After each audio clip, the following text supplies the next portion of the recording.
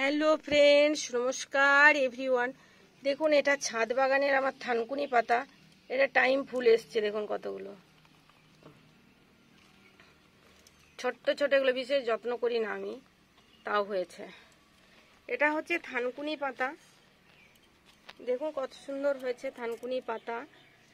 প্রচুর প্রচুর পরিমাণে হয়েছে, দেখুন কিছু আগাছাও হয়েছে।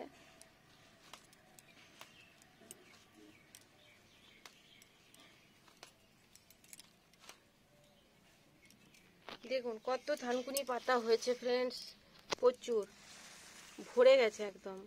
এগুলো যত তুলবেন তত হবে। আমার দুটো কন্টেনারের মধ্যে আছে, একটা ফুটো ঝুড়ি আর এটা একটা পলিথিন ব্যাগ। কত হয়েছে থানকুনি পাতা, এগুলো ঘিঞ্চি হয়ে আছে। দেখুন কত সুন্দর, এই পাতাগুলো তুলে তুলে চিবি চিবি খেতে হয়, গোটা গোটা, শুধু পাতাটাই নিতে হয়।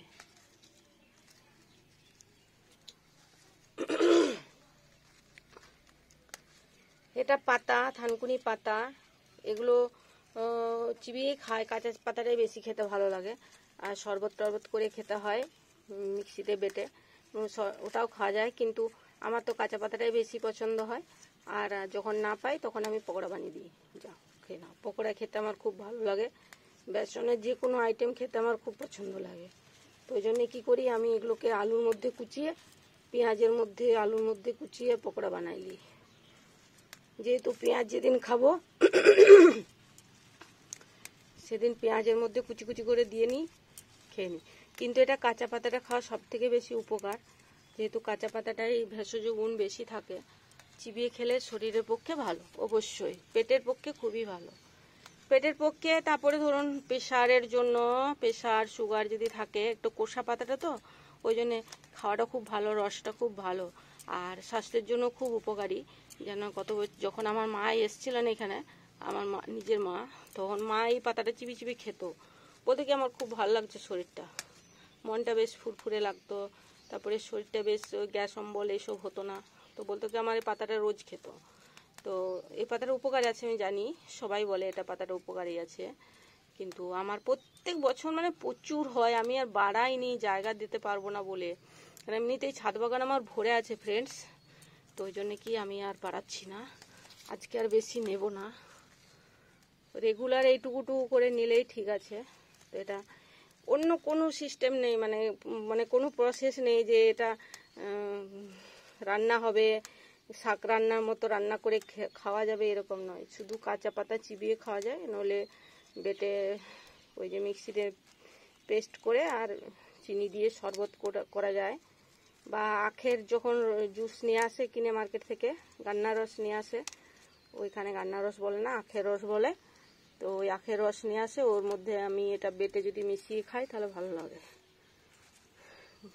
আখের রস নিয়ে আসে, আমি বোতল দিয়ে দিই বাড়ি থেকে। আমার হাজব্যান্ড যায় বাজারে গেলে আমি নিজে গিয়ে খেয়ে আসি, আর নইলে আমার হাজব্যান্ডকে একটা বোতল দিয়ে দিই, জানেন তো, বোতল দিয়ে দিই, বোতলে করে নিয়ে আসে।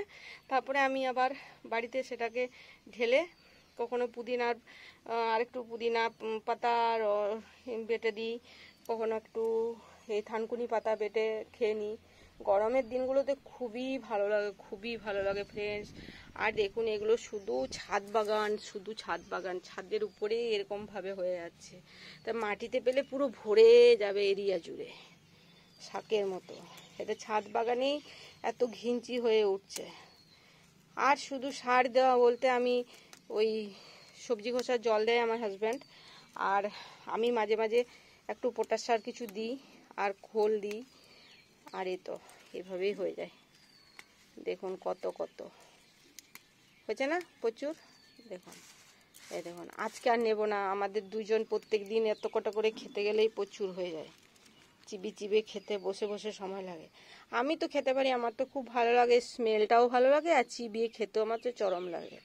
থানকুনি পাতা ওর বাবা না নিয়ে গেলেই, আমি সকালে যখন ফুল নিতে আসে তখন বলি, তুমি থানকুনি পাতা আনলে না? প্রত্যেক দিন খালি পেটে থানকুনি পাতা খাই, এতে চুল পড়ে না, তারপরে পেট শরীর সব ভালো থাকে, আর খিদে বাড়ে, ক্ষুধা পায় ভালো, গ্যাস অম্বল হয় না। রিয়েলি বলছি ফ্রেন্ডস, কোনো ইয়ে নয়, ঢপ ঢপ বলে আমার কাছে কিছু নেই। যা সত্যি আমি তাই বলি, আর যেটা আমি পারি সেটাই বলি, যেটা করি সেটাই বলি, এটাই আমার। কিন্তু আমার ওই যে আমি বেশিও বলি না, কমও বলি না, যেটা যেটা বলি সেটা ঠিকই বলি, ভুলভাল কিছু বলি না। যতটুকু জানি আমার নলেজে আছে ততটুকুই আমি বলি, বাড়তি এক্সট্রা কিছু বাড়িয়ে বলতে চাই না। যদি বিশ্বাস না হয় আপনারা দেখবেন থানকুনি পাতা কিন্তু অনেক গুণ আছে। এটা গ্রাম বাংলা দিকে পাওয়া যায় না, কিন্তু এটা বাইরে দিকে পূর্ব বাংলা দিকের এটা গাছ মেনলি, যেটা দক্ষিণবঙ্গ দিকে এটা পাওয়া যায় না। আমরা যে এরিয়ায় থাকি এখানে কিন্তু নর্মালি যে হয়েছে গাছ দেখেছি কোনোদিন, কিন্তু হয়নি। আমরা যেখানে ছোটবেলায় গ্রাম সাইডে বড় হয়েছি, গ্রামে ধরুন অনেক গাছপাতা থাকে, বিভিন্ন গাছপাতার সাথে পরিচিত থাকে, কিন্তু ওখানে গ্রাম সাইডে এগুলো হয়নি। আমি যখন এখানে প্রথম আসি তখন আমার নিচের দিদির বাড়ি, ওর বাড়ি ইয়েতে হুগলি গোবরডাং, হুগলিতে চুচুড়া না কোথায়, হ্যাঁ চুচুড়া। তো ওখান থেকে ও গেছিল ওর কে মামা বাড়ি না দিদির বাড়ি, যাই হোক, ও ঢাকা গেছিল। ঢাকা থেকে ও চারাটা নিয়ে এসেছিল। তো ও চারাটা নিয়ে এসে ওর বাগানে পুঁতেছিল। তারপর পুঁতে রাখার পর ও আমাকে গল্পটা বলেছিল। তারপর আমি যখন ও তো অনেক আগে এসছে কোয়ার্টারে, তারপরে আমি যখন এসছি তখন ধরুন 2003 সালে আমি কোয়ার্টারে এখানে এসছি। তারপর ওদের সাথে আলাপ হয়েছে, আলাপ হওয়ার পর 1-1.5 বছর পর মোটামুটি একটু সম্পর্ক ভালো হয়েছে। তারপর ওদের বাড়ি যাওয়া আসা ছিল। তো তখন আমার ফোন ছিল না, ল্যান্ড ফোন ছিল, ওদের বাড়িতে ফোন আসতো আমার, তো ওই জন্যে ফোন ধরতে যেতাম। তো তখন একটু করে আলাপ হতে হতে ও এই সব গাছ আমি জিজ্ঞাসা করাতে ও আমাকে বলেছিল যে এটা এরকম এরকম গাছ, তো এটা লাগানো ভালো, তুমি পাতাটা নিয়ে যেও, খাও বাড়িতে। তো আমি বললাম না, পাতা তো নিয়ে রোজ সম্ভব নয়, তাহলে আমাকে কয়েকটা চারা দিতে পারবেন? তো তখন ও উঠিয়ে দিয়েছিল। সেই উঠিয়ে দিয়ে আমি বাগানে পুঁতেছিলাম টবে, কেন আমার শখ শুরু থেকেই ছিল ছাদ বাগান, তখন কম টব গাছ থাকতো। তো তারপর থেকেই আমি বাগানে এটা রেখে রাখি অল্টারনেট করে। এখন নর্মালি যেখানে সেখানে হয়ে যায়, অটোমেটিক্যালি যেখানে পায় সেখানেই হয়ে যায়, জায়গা পেলেই হলো। দেখবেন কোনো না কোনো টবে ঠিক উঠে গেছে, সেটা আবার ঠিকঠাক বসিয়ে নিই হয়ে যায়। এই দেখুন এক মুঠ পাতা, এটা খেয়ে নেবো বাড়ি গিয়ে।